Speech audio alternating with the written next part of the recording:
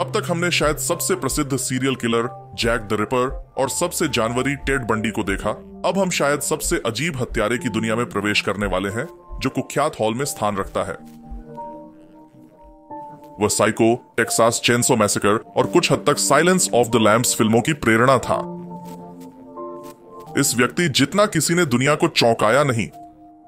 उन पुलिस वालों से पूछें जिन्होंने उसके भयावह घर की खोज की, जो पागल नहीं हुए। अमेरिका का सबसे अजीब सीरियल किलर एड गीन।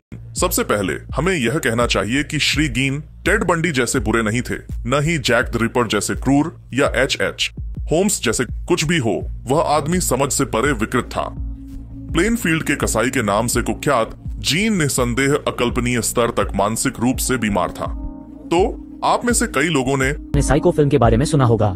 ये काफी पुरानी है और शायद आप में से अधिकांश दर्शकों से उससे भी पुराना है। आपने एट बेट्स मोटेल श्रृंखला के बारे में सुना होगा, जो उस फिल्म पर आधारित है। दरअसल फिल्म का मुख्य किरदार एड गीन पर आधारित था और कहा जाता है कि गीन का पालन पोषण एक कट्टर धार्मिक मां के साथ दुर्व्यवहारी परिवार में हुआ था।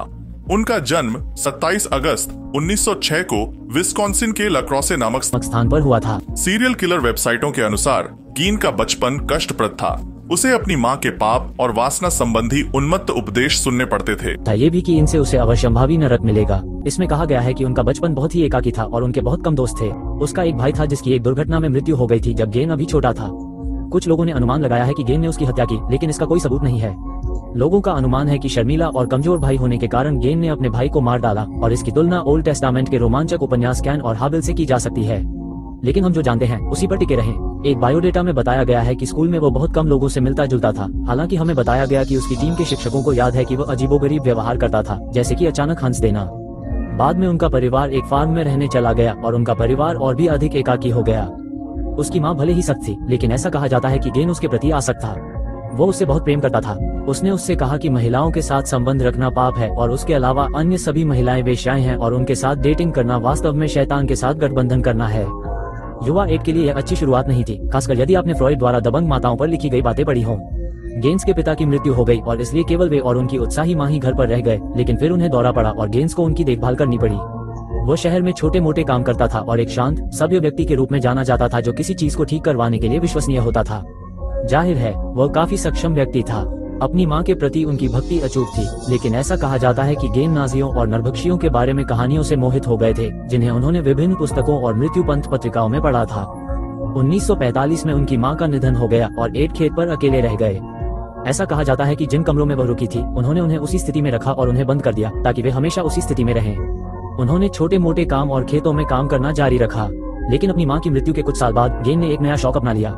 कुछ हद तक वो शौक उसका बनने की कोशिश कर रहा था। अब आते हैं भयावह भाग पर। जैसा कि हमने कहा, गेन कोई कुख्यात सीरियल किलर नहीं था, लेकिन उसने जो किया वह मृतकों की कम संख्या की भरपाई करता है। 1957 में एक स्थानीय हार्डवेयर स्टोर पर काम करने वाली महिला लापता हो गई। उसका नाम बर्निस वार्डन था। उसके बेटे ने पुलिस को बताया कि दुकान में उसके साथ आखिरी बार जो व्यक्ति दिखाई दिया वह कोई और नहीं बल्कि हमेशा टोपी पहनने वाला मिस्टर था। पाना कुछ ही समय बाद उन्हें गिरफ्तार कर लिया गया और पुलिस को गेन फार्म की जांच करने का वारंट प्राप्त हुआ।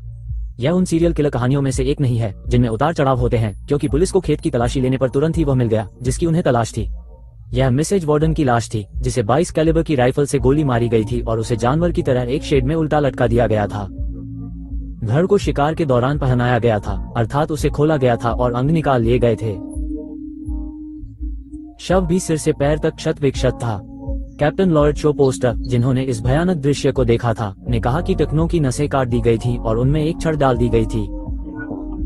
शव को एक ब्लॉक और टैकल द्वारा हवा में ऊपर उठाया गया। शव पर कपड़े बिखरे हुए थे और सिर गायब था। बाद में उसका सिर एक बोरी में मिला। जैसा कि आप देखेंगे, एड को सिर से विशेष लगाव था। ये दृश्य उस डिप्टी के लिए तो अवश्य ही बहुत कष्टदायक था जिसने शव को पाया था, लेकिन घर के अंदर पुलिस को इससे बहुत गहरा सदमा लगा। जैसा कि हमने कहा, वो अपने शिकारों का सिर अपने पास रखना पसंद करता था। पुलिस को प्लास्टिक की थैलियों के अंदर से 5 सिर और 4 खोपड़ियां मिली, लेकिन पेट में मरोड़ पैदा करने वाली चीजें भी मिली। उन्हें ऐसे मुखौटे भी मिले जिनके चेहरे को गेन ने सावधानीपूर्वक काटकर अलग कर दिया था और उन्हें वैसे ही रखा था ताकि वह उन्हें पहन सके। एक पुलिस अधिकारी ने प्रेस को बताया कि उनमें से कुछ ने लिपस्टिक लगाई हुई है और वे बिल्कुल प्राकृतिक दिख रही हैं। यदि आप उन्हें जानते तो आप उन्हें पहचान पाते। वास्तव में गेन कई मायनों में एक कुशल व्यक्ति थे और हम चरमराते दरवाजों को ठीक करने की बात नहीं कर रहे हैं। पुलिस को वहां से हर तरह की चीजें मिली, सिर्फ मानव अवशेष ही नहीं। गेन ने मानव त्वचा से लैंप शेड, कुर्सी के कवर और कचरे की टोकरियां बनाई थीं। उसके बिस्तर के ऊपर मानव खोपड़ियां रखी हुई थीं और रसोई घर में साइको की तरह खोपड़ियों से बने कटोरे मिल सकते थे। उन्होंने चमड़े का एक कोर्सेट बनाया जिसे पहनकर वे एक महिला या अधिक स्पष्ट रूप से कहें तो अपनी मां बन सकते थे। उन्होंने नीचे का आधा हिस्सा भी नहीं छोड़ा, बल्कि चमड़े से लेगिंग और चमड़े से मोजे भी बनाए। शायद फैशनेबल वस्तुओं के संदर्भ में उनका रुख महिलाओं के निप्पल से बनी बेल्ट था।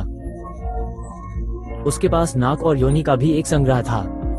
एड चाहे तो ये सब पहनकर औरत बन सकता है, लेकिन ये सब केवल सजने संवरने तक ही सीमित नहीं था। यहाँ तक कि उसके पास ऐसे होंठ भी थे जिन्हें वह पर्दे की डोरियों के सिरे पर पकड़ सकता था। एक वेबसाइट के अनुसार गैंग मृत्यु का मुखौटा और चमड़े के कपड़े पहनता था और फिर अपनी पोशाक पहनकर बगीचे में घूमता और नाचता था। यद्यपि हम इसकी पुष्टि नहीं कर सकते, ये वास्तव में कोई मायने नहीं रखता, क्योंकि गैंग ने स्वीकार किया कि उसे मां बनने के लिए सूट पहनना पसंद था। इसलिए ये सोचना ही काफी भयावह है कि वह चेहरे पर मास्क और चमड़े का सूट पहनकर टीवी देख रहे हैं। अब गेन ने लोगों को नहीं मारा। उसने पुलिस को बताया कि उसने अपने सारे काम स्थानीय कब्रों को लूट कर जुटाए थे। हालांकि उसने कम से कम एक और हत्या की बात स्वीकार की तथा उस पर और भी महिलाओं की हत्या करने का संदेह था।